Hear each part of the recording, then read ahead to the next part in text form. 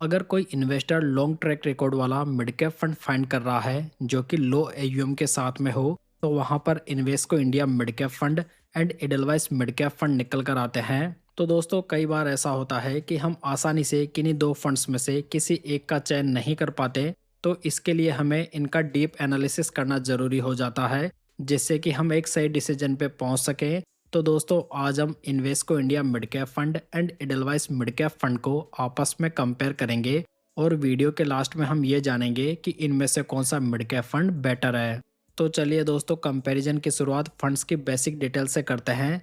यहाँ पर ये दोनों मिड कैप फंड्स ही 2007 में लॉन्च हुए हैं, यानी कि इन दोनों फंड्स को लॉन्च हुए काफ़ी लंबा समय हो चुका है। अगर इनका एयूएम देखें तो इन्वेस्को का ये 13,767 करोड़ रुपीज़ है और एडलवाइस का ये 17,748 करोड़ रुपीज़ का एयूएम है। यानी कि इन दोनों फंड्स का एयूएम ना तो बहुत कम है ना बहुत ज़्यादा है। तो यहाँ पर दोनों फंड्स का एयूएम बहुत ही बढ़िया है। जहाँ पर यदि डायरेक्ट प्लान का बेस एक्सपेंस रेशियो देखें तो ये इन्वेस्को का 0.48% है और एडलवाइस का ये 0.41% है। यानी कि यहाँ पर आपको एडलवाइस का फंड थोड़ा सस्ता पड़ेगा। अगर बात करें एग्जिट लोड की, तो यहाँ पर इन्वेस्को में एग्जिट लोड 365 डेज के अंदर 1% का है, जबकि एडलवाइस में ये ओनली 90 डेज का है। अगर यहाँ पर फंड मैनेजर्स की बात की जाए तो इन्वेस्को को 2023 से मिस्टर आदित्य खेमानी मैनेज कर रहे हैं, जो कि काफ़ी बढ़िया फंड मैनेजर हैं और इन्हें अच्छा खासा एक्सपीरियंस भी है। एडलवाइस की बात की जाए तो इसे प्रेजेंट टाइम में टोटल 3 फंड मैनेजर्स मैनेज कर रहे हैं, जिसमें कि 2021 से मिस्टर त्रिदीप भट्टाचार्य और 2024 से मिस्टर ध्रुव भाटिया शामिल है। तो यहाँ पर कंपेरेटिवली एडलवाइस में लंबे समय से फंड मैनेजर बने हुए हैं, जो कि इसे थोड़ा बेटर एज प्रोवाइड कर देता है। हालांकि दोनों स्कीम्स के फंड मैनेजर काफ़ी बढ़िया हैं। चलिए दोस्तों, आगे बढ़ते हैं और इन दोनों फंड्स को रिटर्न्स के बेसिस पे कंपेयर करते हैं। अगर यहाँ पर इन दोनों मिड कैप फंड्स में 5,000 रुपये की मंथली एसआईपी 10 साल पहले स्टार्ट की गई होती, तो आज 6 लाख रुपए की मैच्योरिटी वैल्यू इन्वेस्को में 19,16,000 रुपीज़ होती और एडलवाइस में ये 80,68,000 रुपीज़ होती। तो यहाँ पर एसआईपी के मामले में इन्वेस्को के रिटर्न्स बेटर है। हालांकि इन दोनों फंड्स के रिटर्न्स ही कैटेगरी एवरेज से काफ़ी बढ़िया हैं। दूसरी ओर यदि इन दोनों मिड कैप फंड्स में 10 साल पहले 1 लाख रुपए लमसम इन्वेस्ट किए गए होते, तो आज उसकी मैच्योरिटी वैल्यू इन्वेस्को में 6,19,000 रुपीज़ होती और एडलवाइस में ये 5,93,000 रुपीज़ होती। तो यहाँ पर लमसम में भी इन्वेस्को के रिटर्न्स बेटर हैं। चलिए दोस्तों, बेटर पिक्चर के लिए इन दोनों फंड्स के 10 सालों के रोलिंग रिटर्न्स को देखते हैं, जहां पर इन्वेस्को के मोर देन 20% के रिटर्न्स 66.34% टाइम्स आए हैं। वहीं पर 10 से लेकर 20% के रिटर्न्स 33.66% टाइम्स हैं। यानी कि 10 सालों के पीरियड में फंड के रिटर्न्स मोस्ट ऑफ टाइम 20% से ऊपर हैं, जो कि बहुत ही बढ़िया रेंज है। बात की जाए मिनिमम रिटर्न्स की, तो ये 16.38% है और मैक्सिमम ये 24.38% है। वहीं पर 10 सालों के एवरेज रिटर्न को देखें तो ये 20.74% है। बात करें एडलवाइस मिड कैप फंड के रिटर्न्स की, तो यहाँ पर मोर देन 20% के रिटर्न्स 68.65% है, जबकि बाकी रिटर्न्स यहाँ पर 10 से लेकर 20 की कैटेगरी में है। वहीं पर मिनिमम रिटर्न्स को देखें तो ये 16.86% है और मैक्सिमम ये 25.18% है। तो यहाँ पर फंड के मिनिमम एंड मैक्सिमम रिटर्न्स की रेंज भी काफ़ी बढ़िया है। बात करें 10 सालों के एवरेज रिटर्न्स की, तो ये 21.26% है। तो ओवरऑल देखा जाए तो इन दोनों फंड्स के रोलिंग रिटर्न से बहुत ही बढ़िया हैं। हालांकि यहाँ पर जो एडलवाइस मिड कैप फंड है वो दूसरे फंड के मुकाबले थोड़ा बेटर कंसिस्टेंसी दिखा रहा है। चलिए अब इन दोनों फंड्स के सीएजीआर रिटर्न्स को कंपेयर करते हैं। लास्ट 10 ईयर्स के रिटर्न्स को देखें तो ये इन्वेस्को के 19.93% है और एडलवाइस के ये 19.47% है। लास्ट 5 ईयर्स में इन्वेस्को के रिटर्न्स 20.71% है और एडलवाइस के ये 19.61% है। लास्ट 3 ईयर्स में इन्वेस्को के 25.55% है और एडलवाइस के ये 23.15% है। लास्ट 1 ईयर के रिटर्न्स को देखें तो ये इन्वेस्को के 11.51% है और एडलवाइस के ये 10.57% है। तो दोस्तों, यहाँ पर लास्ट 10 ईयर्स के सीएजीआर को देखें तो यहाँ पर पूरी कैटेगरी में इन्वेस्को की फर्स्ट रैंक है तो एडलवाइस की ये सेकंड है। तो यहाँ पर दोनों फंड्स के रिटर्न शानदार तो है, जहाँ पर इन्होंने बेंचमार्क एंड कैटेगरी एवरेज से काफ़ी बेटर रिटर्न्स भी प्रोड्यूस किए हैं, जहाँ पर इनके रिटर्न्स लॉन्ग पीरियड में और शॉर्ट पीरियड में बिल्कुल आसपास है। हालांकि यहाँ पर Invesco India mid cap fund marginally better returns produce कर रहा है। चलिए दोस्तों, अब इन दोनों फंड्स का अपसाइड कैप्चर रेशो देखते हैं, जो कि इन्वेस्को का 117 है और एडलवाइस का ये 104 है। दोस्तों, अपसाइड कैप्चर रेशियो ये बताता है कि फंड बेंचमार्क के बढ़ने के साथ में कितना ऊपर की ओर जाता है।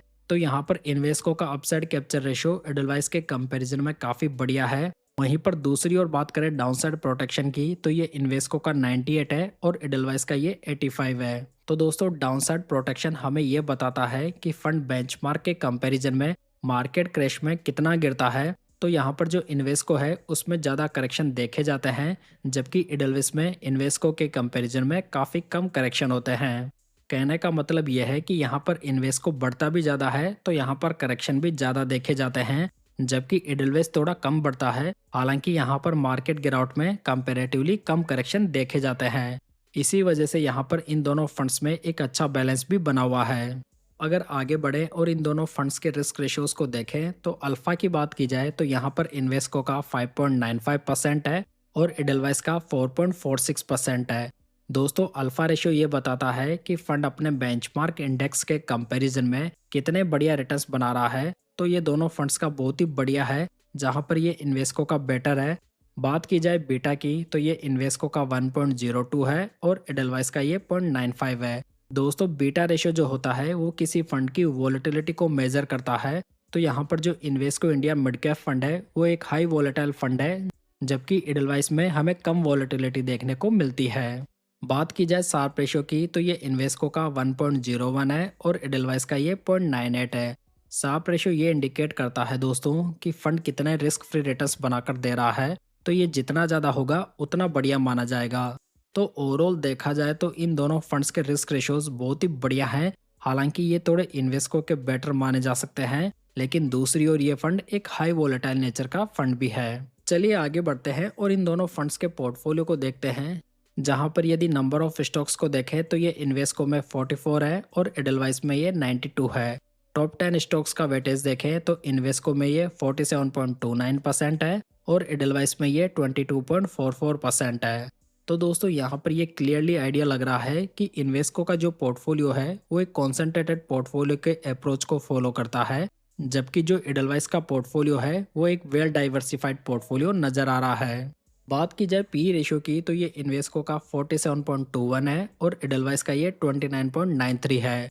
तो यहाँ पर जो पोर्टफोलियो का वैल्यूएशन है उसके अकॉर्डिंग इन्वेस्को का वैल्यूएशन काफ़ी हायर साइड पे है, जबकि एडलवाइस का वैल्यूएशन इन्वेस्को के कंपैरिजन में काफ़ी बढ़िया है। अगर प्रेजेंट कैश होल्डिंग को देखें तो इन्वेस्को में ये 0.64% है और एडलवाइस में ये 0.23% है। तो यहाँ पर ये दोनों प्रेजेंट टाइम में फुली इन्वेस्टेड दिखाई दे रहे हैं। दोस्तों, अगर इन दोनों फंड्स का टर्नओवर रेशियो देखें तो इन्वेस्को का ये 28% है और एडलवाइस का ये 38% है।